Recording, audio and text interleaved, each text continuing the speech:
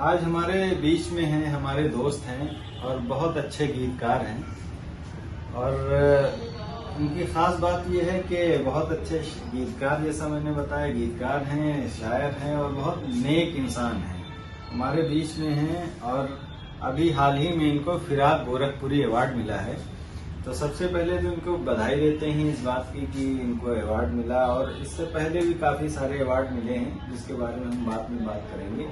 अभी नाम है रोहित कुमार मीत। मैं इन्हीं से पूछ लेता हूं कि इस अवार्ड के बारे में और जो बाकी नेक काम ये कर रहे हैं अपनी जिंदगी में, कैसे उन कामों को अंजाम दे रहे हैं और कितनी मशक्कत उठानी पड़ रही है उन कामों को लेके, तो उनके बारे में आइए उन्हीं से बात कर लेते हैं। जी रोहित कुमार जी, सबसे पहले आपका बधाई और बहुत शुक्रिया अवार्ड के लिए। बहुत शुक्रिया जी, बताएं कुछ इस अवार्ड के बारे में। और ये उर्दू अदब को ब्रेल में करने के लिए, कन्वर्ट करने के लिए ये अवार्ड है। उर्दू जबान को लोगों तक पहुंचाने के, नाबीना बच्चों तक पहुंचाने के लिए। अच्छा। तो इसमें आप तो कैसे, मतलब इतने सारा काम एक साथ कैसे कर लेते हैं? साहित्य भी और ब्रेल को कन्वर्ट करके किताबें भी छपवा रहे हैं ब्रेल में। अदब से मेरा शुरू से लगाव रहा, उर्दू अदब से खासतौर से। तो हम लोग बहुत पहले से उर्दू अदब को ब्रेल में सबसे पहले हम लोगों ने किया। ये तकरीबन 15-16 साल से इस काम को कर रहे हैं। ये एक बार मैं दिल्ली से लखनऊ आया था, तो ट्रेन में एक बच्ची बैठी थी जी, और उसके फादर नाबीना थे।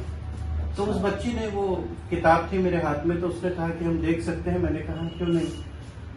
वो किताब वो लेके पढ़ के अपने फादर को सुना रही थी। तो उनके फादर ने अफसोस किया, जो नाबीना थे, कि हमारे लिए कोई ऐसी किताब नहीं जिसको हम लोग पढ़ सके। क्योंकि सुनने में वो मजा नहीं आता जो पढ़ने का, जो किताबें पढ़ने का मजा। तो उस समय वो क्लिक किया था, तब से लेके अब तक ये सफर जारी है। अच्छा। अब तक हम लोगों ने बहुत, कितने साल पहले की बात होगी? ये 2007।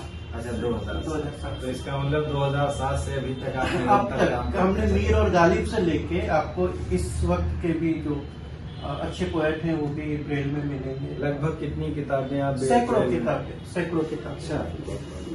बसीर बद्र साहब से लेके, गोपाल दास नीरज से लेके, और बेकल उत्साही साहब से लेके अब तक के जितने भी पोएट हैं सबको हमने ब्रेल में किया। अभी आपका यूट्यूब पे मैं देख रहा था कि आपने जो है चिड़ियाघर को में एक कॉरिडोर बनाया है मेट्रो स्टेशन के लिए, मेट्रो के, लखनऊ मेट्रो के लिए आपने बड़ा अच्छा काम किया है। तो उसके बारे में जरा सा बताएं। ब्रेल कॉरिडोर, ये जो लखनऊ चिड़ियाघर है, वहाँ किसी भी चिड़ियाघर में नाबीना बच्चों के लिए कुछ है कि वो वहाँ पे क्यों जाएं। जी हाँ, बिल्कुल। तो उनको दिखाई तो देता नहीं है, तो उसको चिड़ियाघर जानते तो हैं, समझते हैं, लेकिन उनके अंदर उत्सुकता ये होती है कि हम जाएंगे तो वहाँ पे हमें कुछ देखने को नहीं मिलेगा, सिर्फ मायूसी हाथ में। तो इसको ध्यान में रखते हुए हम लोगों ने वहाँ पे ब्रेल कॉरिडोर बनाया, जिसमें कि जितने भी डिस्क्रिप्शन होंगे, जितने एनिमल के, सब ब्रेल में होंगे, हिंदी इंग्लिश ब्रेल में, जिसको वो टच करके उनकी पूरी इंफॉर्मेशन ले सकते हैं। साथ ही वहाँ पे उर्दू अदब की एक लाइब्रेरी भी है, मतलब ब्रेल की लाइब्रेरी है, कि वो अगर जाएं और उनका मन है अपने मनपसंद राइटर को पढ़ने का, तो वो वहाँ पे ब्रेल की किताबों के जरिए पढ़ सकते हैं। तो एक अनोखी पहल, एक अनोखा पहल था, जिसको बहुत से लोगों ने पसंद किया है। कि लखनऊ के अलावा ऐसा कोई चिड़ियाघर होगा? ये लखनऊ जो है, ये भारत का ही नहीं, एशिया का पहला चिड़ियाघर है जहाँ पे ब्रेल कॉरिडोर इस तरह से, नहीं तो वो चलने के लिए टैक्टाइल लगा देते थे, इसके अलावा और कुछ नहीं था। तो ये एक पहल थी और ये सफर जारी है। और भी बहुत से लखनऊ मेट्रो कार्ड का आपको दिमाग में कैसे आया? एक बार मैं मुंबई से लखनऊ एयरपोर्ट पे उतरा और उस समय मेट्रो हमारी चारबाग तक आती थी। अच्छा। तो मैं मेट्रो पकड़ के चारबाग आया, तो मैंने देखा एक ब्लाइंड जो है, उसमें कई एटीएम कार्ड में से एक कार्ड ढूंढ रहा था जो उसके मेट्रो का कार्ड हो। तो उस समय वो क्लिक किया कि ये काम करना चाहिए। तो हमने इस काम को किया कि ब्रेल मेट्रो स्मार्ट कार्ड बनाया। और मीडिया के और भी लोगों के कहना है मेट्रो अथॉरिटी का कि ये फर्स्ट टाइम है, इंडिया में तो फर्स्ट टाइम था, बाद में मुझे इंडोनेशिया के न्यूज चैनल के माध्यम से पता लगा कि ये पहली बार है कि वहाँ की गवर्नमेंट ने भी इसको न्यूज चैनल ने भी वहाँ की गवर्नमेंट से रिक्वेस्ट की कि इनके कॉन्सेप्ट को यहाँ भी किया जाए। तो इस तरह एक पहल थी। फिर हम लोगों ने इन नाबीना बच्चों की जो भी रोजमर्रा की जिंदगी में जो भी प्रॉब्लम है, जैसे ब्रेल मेडिसिन पाउच हो गए और ऐसे बहुत सी चीजें, बहुत से काम। हाँ, वो मैंने देखा था कि उसमें जो है पैरासीटामोल टेबलेट जो जनरल मेडिसिन होती हैं, उनका जो है आपने इतना अच्छा पाउच बनाया है कि सर दर्द हो, खांसी हो, बुखार हो तो अपने आप जो है वो पहचान लेंगे। नहीं, बहुत सा होता था कि बीपी शुगर की डबल डोज खा लेते थे ये बच्चे, उनको पता ही नहीं लगता था, मतलब एक ही टेबलेट को 2 बार खा लेते थे। तो इस तरह की कोशिश थी जो हम लोग अच्छा आप लोग के सहयोग से करते हैं। अच्छा, अदब का कैसा सफर रहा? उर्दू अदब या हिंदी अदब कैसे?